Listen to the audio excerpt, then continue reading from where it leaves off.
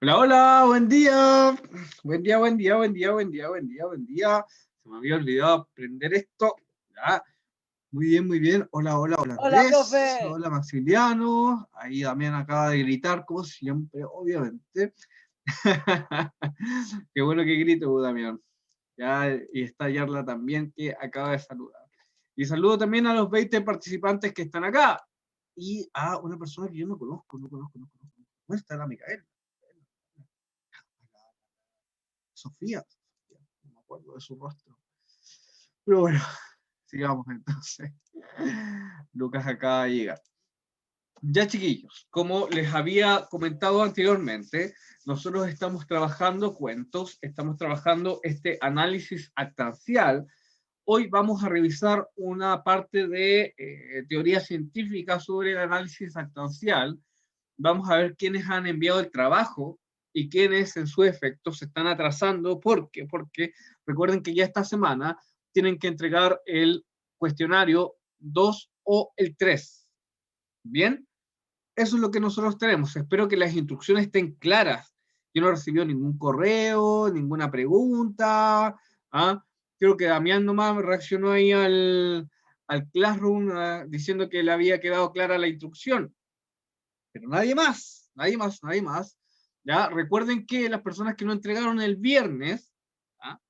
Hoy empieza a bajar la nota, por si acaso.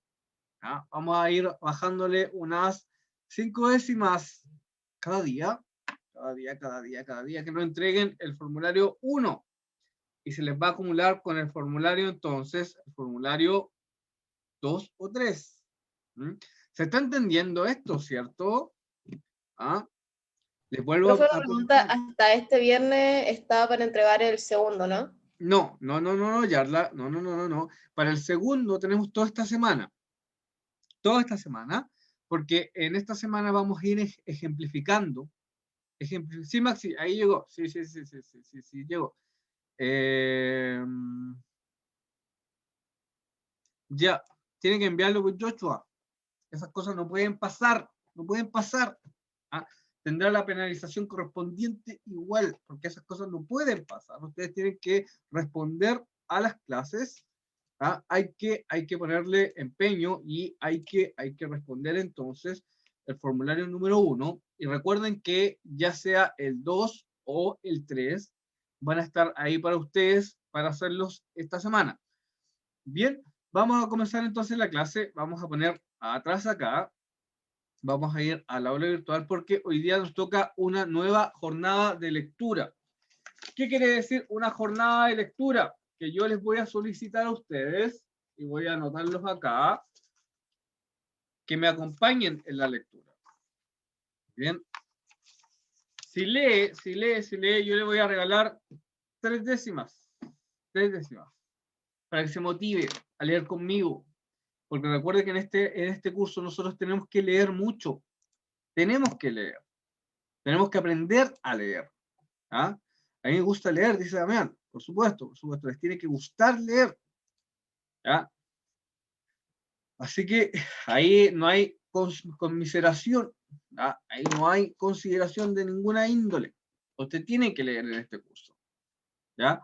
Y por tanto, yo los quiero escuchar también, porque una cosa es que ustedes lean en silencio y otra cosa es que lean en público. ¿Ya? No puede ser que en cuarto medio o en tercero medio no podamos leer en público. Yo sé que a veces cuesta, pero hay técnicas para lograrlo y son bastante sencillas. Respiración, respiración. Respetar también la puntuación, hacer énfasis. Esas cosas son importantes en la lectura. ¿Ya?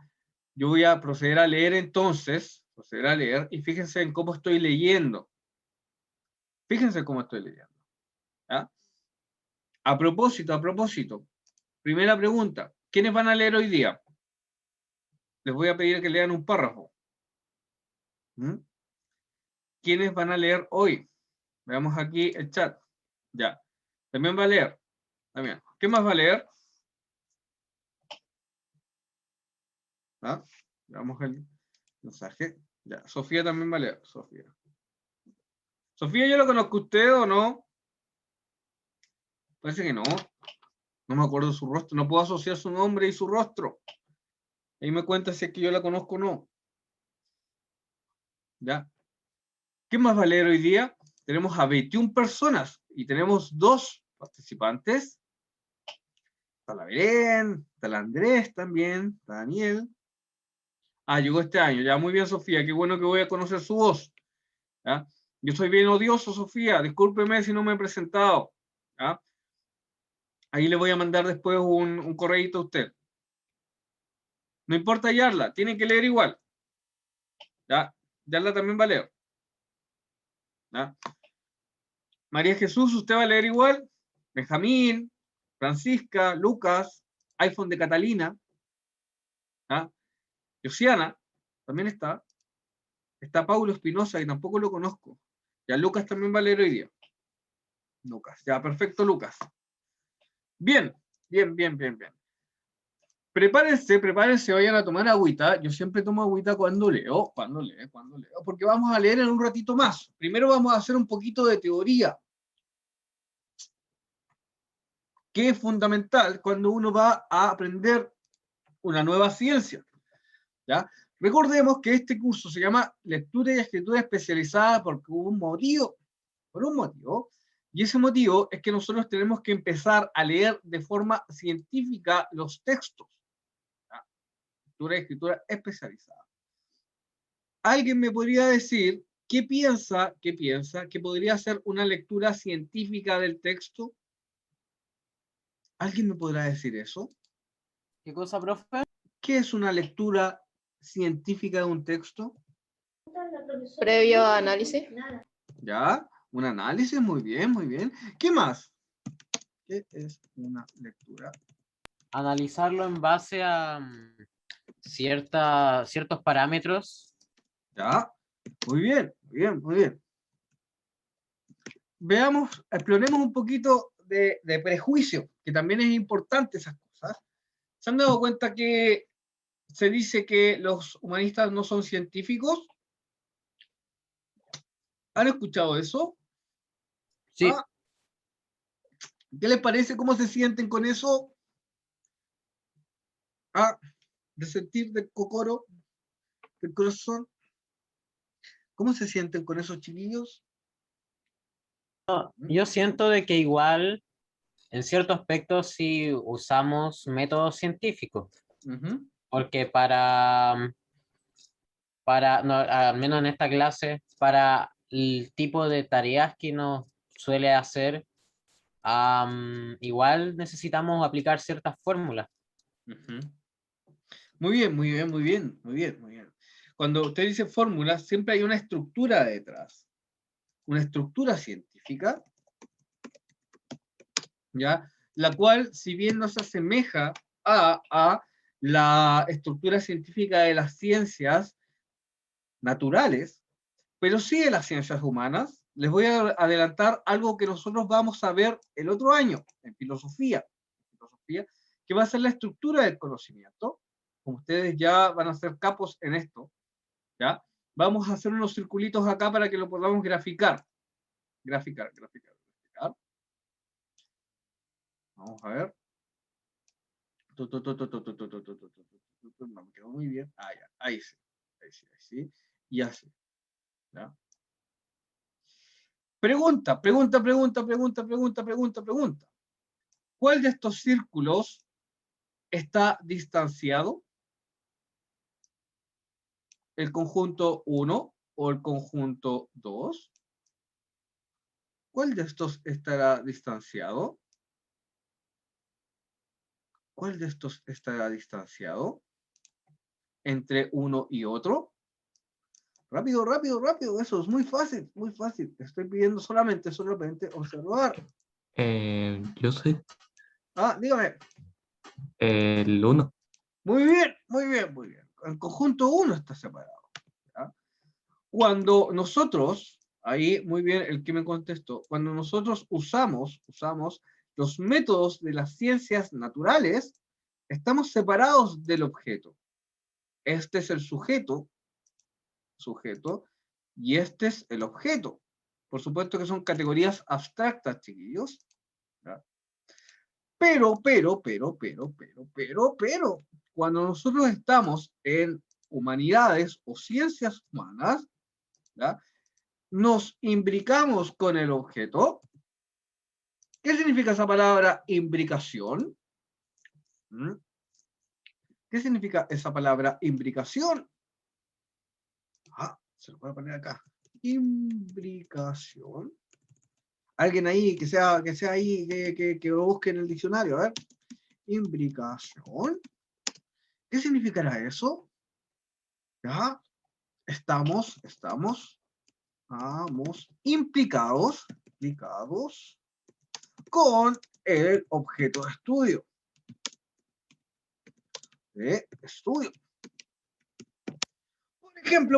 Por ejemplo, ¿alguno de ustedes les gustaría estudiar psicología? ¿Alguno le gustaría estudiar psicología? Ah, muy bien. Si tú te fijas, Yarla, o por ejemplo Lucas ahí, que también le gusta ese ámbito, ¿ya? El paciente y el profesional están imbricados en la terapia, están juntos. No puede ser, por ejemplo, que un terapeuta no se imbrique con su paciente. Yo no le estoy diciendo que van a tener una relación personal, para nada. Lo que le estoy diciendo es que el profesional está totalmente comprometido con el bienestar, ¿ya? De su paciente. En este caso, el objeto. ¿Ya? Como nosotros somos científicos de las ciencias humanas, nosotros nos imbricamos con los objetos. ¿Qué quiere decir esto en términos prácticos para este curso? Usted tiene que estar imbricadito, usted tiene que estar dentro y darle importancia a la lectura. ¿Ya? La lectura no les va a ser ajena desde hoy. La lectura tiene que ser una lectura imbricada. ¿Qué quiere decir esto? Que además de hacer un análisis científico, usted tiene que sentir las cosas. ¿Ya? Ahí, Damián, eso es lo que nos diferencia de las ciencias. Las ciencias, ¿ya? Tienen una distancia con el objeto. En cambio, las ciencias humanas están imbricadas, están juntas. ¿Mm? Por eso a nosotros nos gusta leer, aparte de hacer el análisis, porque nos gusta hacerlo. ¿Mm? Cuando el terapeuta está dentro y está cerca, ¿ya? del paciente, está imbricado porque le interesa. Cuando un profesional de la salud, que también tiene que ver con áreas de las ciencias humanas, ojo ahí, porque la salud es una ciencia aplicada, que también se nutre de las ciencias humanas, ¿ya? Ellos tienen que tener una cuestión ética detrás muy importante sobre el cuidado del paciente, por ejemplo. No sé si se va entendiendo la diferencia, ¿ya? Donde nosotros tenemos un aprendizaje vivencial, ¿ya? de el objeto. ¿Mm? Pero otra pregunta. ¿Piensan que la pedagogía es una ciencia humana como esta estructura que les acabo de presentar? Sí, ¿Por qué? Desarrollo. porque igual depende de la manera de pensar del profesor o de la persona que está estudiando pedagogía para ver cómo va a enseñar él y cómo aprende mejor para luego enseñar de la misma manera. Muy bien, excelente. Hay un estudio previo de sí mismo también sobre cómo nosotros, por ejemplo, cómo yo aprendo. Yo intento, por ejemplo, mostrar cómo aprendo para que ustedes también aprendan. ¿Mm? Yo sé que ustedes aprenden, por ejemplo, en contacto con los otros, por eso esta situación es tan complicada, ¿ya? Porque nosotros aprendemos en un aprendizaje social, ¿ya? Pero todo eso, Damián, yo lo puedo tener como principio, pero tengo que contrastarlo con la teoría siempre. Siempre, porque siempre voy a ser un científico y un profesional. ¿Mm? Igual como yo quiero que ustedes lo sean. Contrastar con la ciencia, contrastar también con mi espíritu o mi percepción personal sobre las cosas, ¿ya? Y hacer una implicación con los demás. ¿Ya? Por eso, aparte, ahí se me salió una palabra muy importante, que antes a las ciencias humanas se les llamaba ciencias del espíritu, en el siglo XVIII, el siglo XIX. ¿Por qué? Porque no solamente por un ámbito espiritual, ¿ya? Sino que se pensaba que el espíritu, ¿ya? era también parte del conocimiento científico, debería haberlo sido. Habían intentos, y ahí podemos ver una historia también de las humanidades, que no lo vamos a ver hoy día, pero quizás lo vamos a tomar alguna vez, ¿ya? Fíjense en esa palabra ciencia del espíritu, muy interesante, ¿ah? Estar en una universidad y entrar a la facultad de las ciencias del espíritu. Loco. ¿Ah? Pero también es historia de lo que ustedes quizás van a hacer en el futuro. Bien, vamos acá a tratar de hacer una lectura científica, tal como dice nuestro objetivo. Dice acá, dice por una parte, utilizar diversas estrategias para registrar y procesar información obtenida de soportes impresos digitales en coherencia con el tema de propósitos comunicativos y las convenciones discursivas. ¿Ya? Como nosotros estamos viendo convenciones discursivas, estamos viendo tipologías textuales del cuento, estamos utilizando diversas estrategias. Esas estrategias, por supuesto, es el análisis estructural, que eso es lo que estamos viendo ahora. Por una parte, el objetivo dice buscar y evaluar y seleccionar rigurosamente fuentes de información en soportes impresos y digitales. ¿Ya? Rigurosamente, la rigurosidad de la ciencia.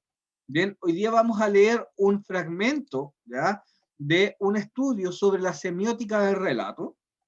Lo vamos a analizar y yo quiero que ustedes me digan si es difícil o no. Vamos a hacer una serie de preguntas antes de leer el cuento que tenemos que leer hoy. Bien, vamos a comenzar. Semiótica del relato. Mucha atención, mucha atención. El análisis del relato es un modo de organización sintagmática de la significación.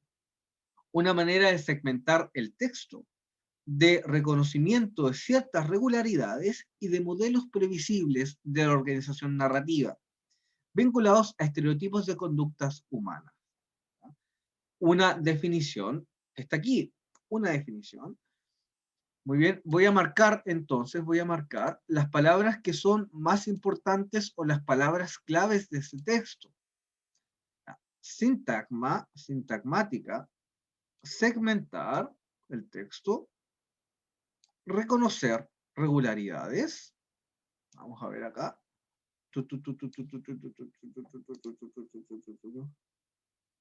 ¿Ya? No se preocupe ahí, Estefanía. Ojalá que pueda estar ya conectada. Bien. Quedamos hasta acá. No se olviden. ¿Ya? El texto, entonces, según este fragmento, ¿ya?, el relato está organizado. ¿Ya? Organizado sintagmáticamente. ¿Ya? ¿Qué quiere decir esto? Lo vamos a adelantar al tiro. ¿Ya?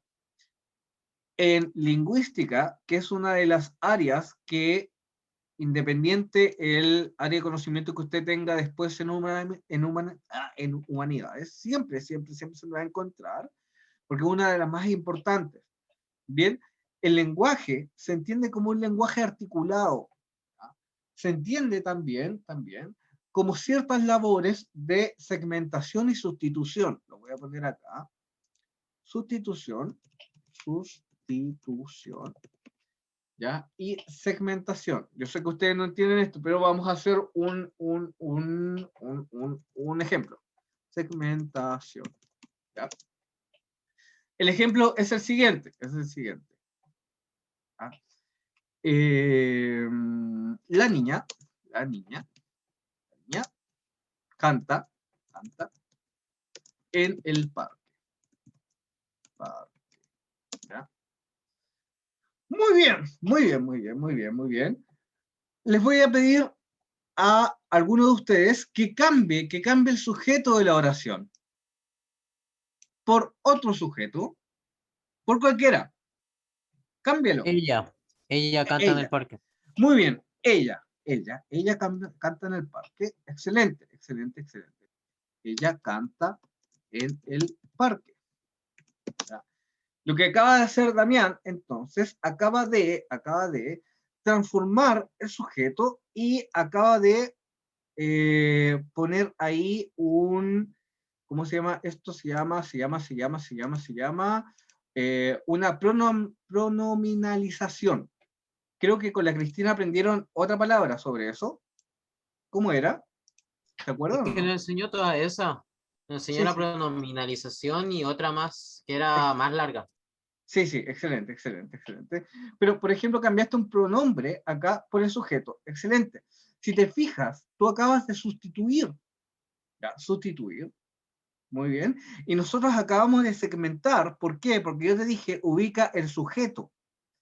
Ahora vamos a cambiar el verbo.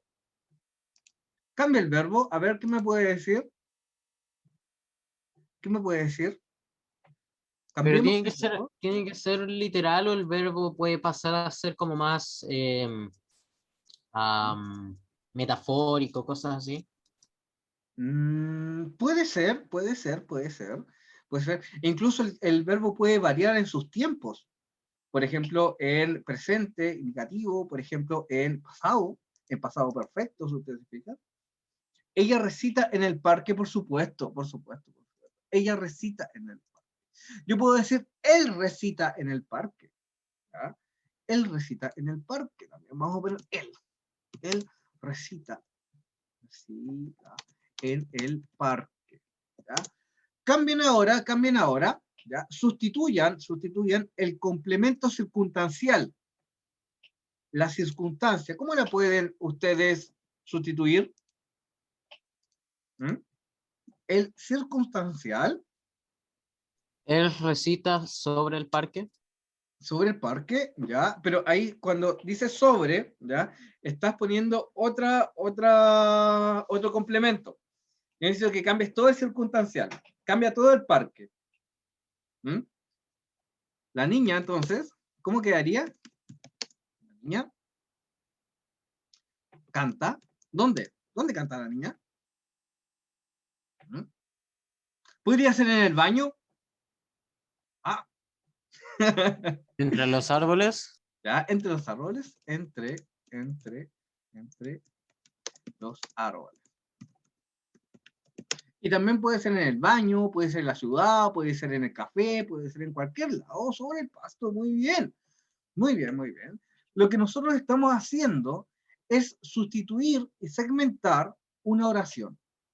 ¿Mm? Que puede ser cualquiera, porque nuestro lenguaje es articulado. Si ustedes se dan cuenta, esto es como armar legos. El lenguaje es articulado. No sé si se fijan ahí que las oraciones siguen teniendo sentido. Voy a escribir otra cosa. Acá. Por ejemplo, voy a escribir canta en el parque. Canta en el parque. ¿Ya? ¿Tiene sentido esa oración? ¿Tiene sentido?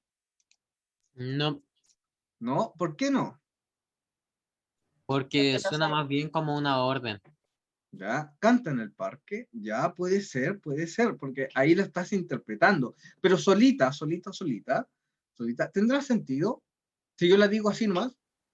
Yo creo que no, porque no se sabe quién canta en el parque. Quizá. Muy bien, muy bien, muy Depende bien. igual también, es ¿Mm? que sí o sí va a depender de una interpretación porque para que tenga sentido tiene que haber antes una pregunta que tenga un pronombre, por ejemplo, ¿dónde está ella? Canta en el ¿qué está haciendo ella? Canta en el parque. Claro, muy bien, muy bien. Acabas de también darle al clavo ahí. Falta ella, falta el sujeto de la oración. ¿Ya? Cuando nosotros estamos leyendo, hay fragmentos así, como este, que se llaman enunciados. Enunciados, ¿ya? Hay fragmentos que se llaman enunciados, vamos a poner aquí enunciados, que son distintos a las oraciones. ¿Por qué serán distintos, me dirán ustedes? Porque los enunciados no tienen sujeto de la oración, son oraciones imperfectas. ¿Ya?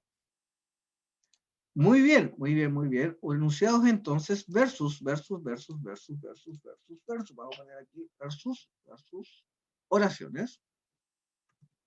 oraciones que son distintas, pero también están acá. Si ustedes se fijan, ahí Damián se pasó para el otro lado, a la interpretación, pero todavía no estamos interpretando, Damián. Lo primero que estamos haciendo es ver la estructura de las oraciones. Una cosa es ver la estructura y otra cosa es interpretar, si tú te fijas. Muy bien, muy bien, muy bien, muy bien. Todas estas oraciones están bien formuladas. Esta sería un enunciado porque no cumple, ¿ya? No cumple, no cumple, ¿ya? El requisito de esa oración, ¿ya? Por ejemplo, esta. Vamos a poner acá. El vaso está sobre. ¿Es una oración o es un enunciado? ¿Será una oración o un enunciado? Un Oye, enunciado. excelente, Porque es un porque hecho. le falta la circunstancia. Le falta la circunstancia. Porque yo no puedo decir, por ejemplo, en una oración, el vaso está sobre, porque falta otra categoría gramatical que se llama el complemento directo, que es dónde está.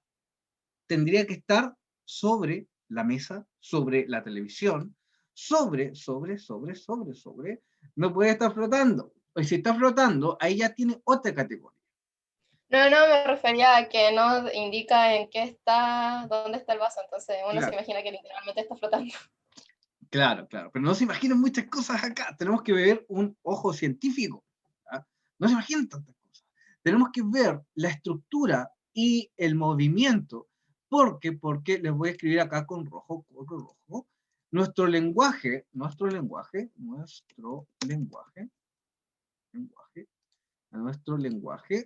poner aquí lenguaje.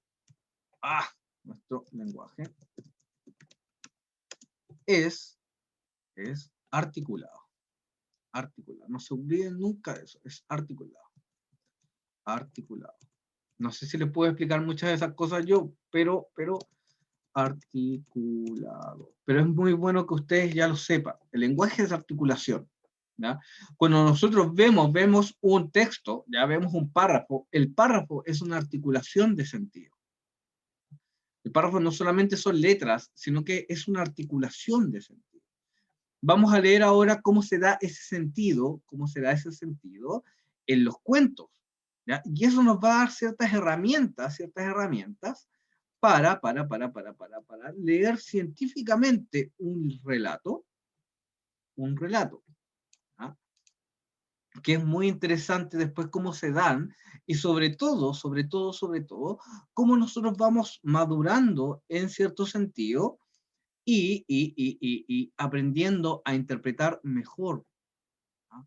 La herramienta de la lingüística es muy importante para el análisis, por ejemplo, de los discursos, para también el pensamiento crítico, ¿ya? Y pensar de esta forma, pensar que el lenguaje es articulado.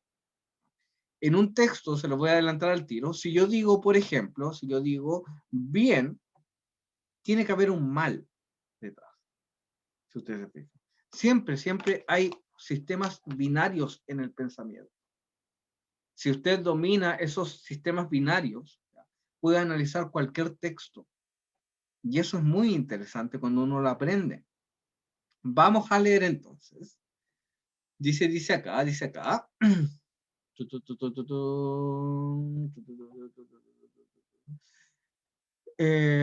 Elementos de la morfología propiana, de Prop, que ya lo vimos una vez, y la antropología como base para acceder al relato literario y atribuirle un número ilimitado de sentidos, condicionados por la esfera social.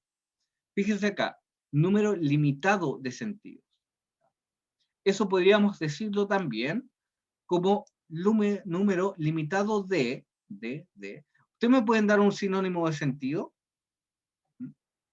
Es muy difícil la pregunta, pero yo puedo decir un número limitado de interpretaciones.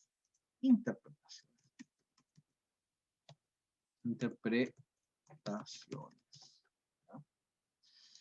Esto es muy importante porque cuando nosotros leemos, ¿ya? No solo estamos interpretando lo que nosotros pensamos, sino que también eso puede ser parte de un sistema de pensamiento. ¿Ya? Puede ser parte también de una estructura, ¿ya? Porque son limitados, ¿sí? Y son cuestiones que yo las realizo a través de este juego de sustitución y segmentación. ¿Mm? ¿Ya? Muy bien, muy bien, muy bien. Vamos acá. De la antropología, ¿ya? El estudio de los seres humanos, la semiótica, el estudio de los signos, toma la concepción del relato como una oposición de permanencia y cambio. Oposición, fíjense acá, fíjense acá. Tenemos una oposición dentro de la estructura, gracias a esta distinción fundamental entre lo que es estable y lo que es modificado o transformado, damos sentido a todo lo que constituye nuestro universo semántico. Universo semántico. ¿Ya? Por ejemplo, si yo les digo luz, ¿cuál será la oposición de la luz? ¿Cuál será la oposición de la luz? ¿De la qué? La oposición de la luz. La oscuridad. Excelente. La oscuridad. También dice Sofía la oscuridad. Excelente, excelente, excelente. Cuando nosotros tenemos a un héroe, el héroe se le asocia más a la luz o a la oscuridad en el cuento tradicional. ¿A qué se le asocia? A la luz. A la luz. Muy bien, muy bien, muy bien. Fíjense que nosotros ya estamos articulando una significación. Luz, oscuridad. ¿Ya? E incluso podríamos decir lo bello y lo feo. ¿Ya? Lo luminoso, ¿saben lo que es lo contrario a lo luminoso? Lo numinoso. Numinoso. ¿Habían escuchado esa palabra? Numen. ¿Numen? ¿Numen? ¿Habían escuchado esa palabra? Me suena. Numen. No, dice Sofía. Por supuesto, en lo luminoso salen los monstruos. Por ahí está el numen. ¿Ah? Es otra parte. ¿Y cómo se crea eso? A través de la oposición. Veamos acá, sigamos leyendo. Uy, nos queda un minuto. Voy a pausar acá y volvemos. Bien, estamos viendo algunas características del lenguaje, ¿ya? Características que son científicas. Estamos acercándonos a un conocimiento más científico y por tanto tenemos que aprender categorías nuevas. ¿Ya? Sabemos que nuestro lenguaje es articulado, ¿ya? Como un sistema de legos. ¿Ya? Uno puede sustituir y segmentar cada una de las oraciones para su análisis. Eso es muy importante para la lingüística y para la semiótica, que es la ciencia en la cual nos estamos apoyando para hacer el análisis. Muy bien, muy bien, muy bien, muy bien, muy bien. Sigamos acá. Por ejemplo, otra pregunta. En el esquema actancial, que está más abajito acá, ¿ah? ¿Cuál es el principal elemento de oposición? ¿Cuál es el principal elemento de oposición que está en el sistema? ¿Cuál es el principal elemento de oposición? ¿Cuál será de aquí? Oponente. Muy bien, excelente, el oponente. Veamos un ejemplo.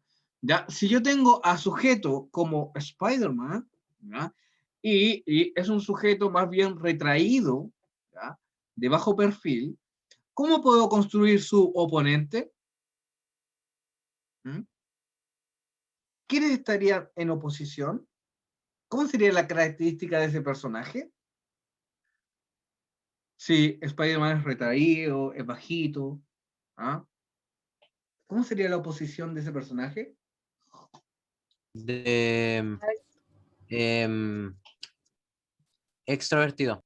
¿Ya? Extrovertido, por ejemplo. ¿Sería alto o bajo? Alto. Alto, por ejemplo. ¿Ven? Si yo dijera que Spider-Man, por ejemplo, es bueno para la ciencia, ¿ya? ¿Podría darle esa característica a su oponente o no? ¿Ah? ¿Se acuerdan de ese de brazos? Sí. Por supuesto que sí. Pero, por ejemplo, la orientación de la ciencia que haría, por ejemplo, Spider-Man y la orientación del villano serían distintas, ¿o no? ¿Ah? ¿Serían distintas? Sí. Sí, muy bien, porque están opuestas. Podríamos hacer interesante el relato, por ejemplo, escribamos un cómic de Spider-Man, ¿ya? Spider-Man está en la escuela y es becado por una empresa, ¿ya? Ahí conoce al doctor Octavius y están, por ejemplo, están implicados en un proyecto científico, ¿ya? Spider-Man lo ve como un profesor, ¿no? Así, una figura como paterna incluso, ¿ya? Dado que no tiene, por ejemplo, a su padre. Pero se da cuenta de los fines de ese experimento, ¿ya? Que es para, por ejemplo, destruir Nueva York. Y como su orientación es opuesta a la del doctor, se van a tener que enfrentar para salvar o no a la ciudad de Nueva York. ¿Les parece conocida esa historia o no? ¿Podría ser un cómic eso? ¿Mm? Podría ser o no, no sé. ¿Podrían inventar ustedes un cómic de acuerdo a eso? ¿No? Si ustedes se dan cuenta, el sistema de oposición está presente en la creación artística. En este caso, por ejemplo, en un virtual cómic. Están presentes. ¿Ya? Cuando yo veo, por ejemplo, que el oponente y el sujeto están imbricados en ese sentido y están en una oposición, es porque siempre va a haber un conflicto, por ejemplo. Y todas las categorías se van entonces aprendiendo y se van conectando en la medida que yo puedo observar las oposiciones dentro del relato. Dice oposición de permanencia o cambio, ¿ya? Los personajes del relato se concretan en enunciados que sostienen en términos de hacer y ser. En tanto que en el relato literario, como en el no literario, el individuo es producto de una modelización determinada por la naturaleza. Utiliza el término tensividad y la representación de esta naturaleza. Aquel autor emplea el término foría, en otras palabras, lo que hace, por ejemplo, cazar, determina su representación lingüística, el cazador. Siempre hay una representación, ya sea en el lenguaje literario o en el no literario. Cuando yo, por ejemplo, voy a conocer o leer una noticia, yo me represento la noticia con una estructura detrás. Y voy a pensar inmediatamente que este contenido va a ser opuesto, por ejemplo, ¿a qué? Hagamos esa pregunta. Un texto literario es opuesto ¿a qué tipo de texto? ¿A qué tipo de texto? Un texto literario es opuesto ¿a qué tipo de texto? Opuesto, opuesto, opuesto. ¿A qué tipo de texto será opuesto? Un texto literario, chiquillos. Vamos acá. A un no literario. Excelente, excelente, Daniel. Excelente. ¿Por qué? Porque funciona entonces el sistema de oposición. ¿Ya? Si hay un lenguaje no literario, va a haber un lenguaje literario. Si hay, por ejemplo, un mundo al cual yo puedo acceder, ¿ya?, a través del objetivo, va a haber un mundo que yo puedo acceder a través de lo subjetivo, que va a ser el mundo interior, por ejemplo, o el mundo del relato literario. Si hay una realidad, va a haber una ficción. Siempre va a ser así. El lenguaje, entonces, nos determina de alguna forma en este sistema de oposición. ¿Ya? Siempre. ¿Ya? Las transformaciones del relato, dice, se refieren a estados que van relacionados según la estructura lógica, como los antónimos, ¿ya?, como lo vimos recién con los antagonistas y protagonistas. Los complementarios, cazador, soltero, vida, muerte. Los reversibles, marido, mujer, debajo, encima, delante, atrás, antes, después, padre o madre. Los direccionales, subir, bajar, partir, llegar, comprar, vender. Este sistema de transformaciones a partir de la negación, la ausencia, el intercambio y la ruptura es lo que Greimas también desde la antropología, percibe como un problema de junción o unión, que determina las acciones de los personajes ya definidos como actantes, conjunción y disyunción. Eso es lo que nosotros tenemos siempre, siempre en el relato. Hay personajes que están juntos, que hacen una conjunción, y hay personajes que hacen una disyunción. Veamos el esquema, veamos el esquema. Si el oponente hace una disyunción, ¿ya? Hace una disyunción, o sea que está en función de oposición, ¿qué personajes harán una conjunción con el sujeto? Conjunción. ¿Qué personajes? Veamos acá. Veamos acá. El ayudante, excelente. El ayudante hace la conjunción. Hace la conjunción, excelente. Ay, me equivoqué de signo. Era el otro. Hace la conjunción. Excelente, excelente. Vamos entendiendo. Vamos aprendiendo que dentro del relato hay una estructura detrás que lo va determinando. Lo va determinando. ¿Ya? Por ejemplo, juguemos otra vez. Juguemos otra vez.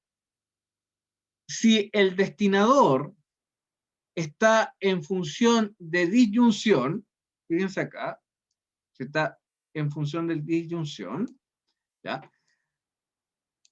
¿Aportará o no al proyecto del personaje principal de manera positiva o negativa? ¿Ah? ¿Negativa o positiva? ¿Cómo aportará? ¿Cómo aportará? ¿Cómo aportará? Veamos acá. Positiva, dice. ¿Ah? Positiva, pero fíjate que yo dije disyunción, no conjunción, disyunción, entonces sería al revés, ¿no? Sería al revés, negativa, excelente, excelente, excelente, sería negativa, negativa, negativa, negativa. Por ejemplo, yo podría inventar un relato mágico, ¿ya? Donde, por ejemplo, un gorro de mago, ¿ya? El sujeto nació de unos padres, por ejemplo, que eran magos, ¿ya? Y para hacer magia necesitaba entonces el objeto que sería como un gorro. El destino implicó que el mejor amigo de los padres los asesinara por el poder que daba ese objeto. Por tanto, el destino de nuestro sujeto, ¿ya? Es recuperar ese gorro de mago para convertirse en lo que tiene que ser. Tiene que ser entonces un mago igual que sus padres. En ese camino se va a encontrar con varios ayudantes, ¿ya? Varios seres mágicos que los va a ayudar. Es una conocida la historia. Sí, porque es la estructura de Harry Potter, si tú te fijas, que es una estructura bastante simple. Pero yo estoy seguro que la señora J.K. Rowling ya sabía esta estructura e inventó su cuento, ¿ya? Sabía, dice Daniel. Muy bien, Daniela, muy bien, muy bien. Porque nosotros nos estamos acercando científicamente al texto, ¿ya? Y por eso a ustedes les está haciendo sentido lo que ustedes observan, porque ahora están aprendiendo teoría sobre eso, ¿ya? Ya cuando vayamos avanzando en los cursos, ustedes van a, quizá, ojalá tengan una pretensión literaria, también me gustaría mucho, ¿ya? Que puedan escribir, ¿ya? Que puedan escribir un cuento, porque una estructura así es bastante fácil y simple de aplicar, ¿ya? Lo que no es simple es tener la imaginación para hacerlo, o las intuiciones para hacerlo, pero la ciencia siempre está ahí para ayudarlo. Igual también que tiene, por ejemplo, su pretensión literaria, ¿ya? Cuando, Damián, nosotros estamos escribiendo, ¿ya? Siempre hay una oposición detrás. Dice, hace mucho tiempo he tenido ganas, pero no sé cómo hacer un bestseller, ¿ya? Aquí vamos a aprender algunas cositas de eso.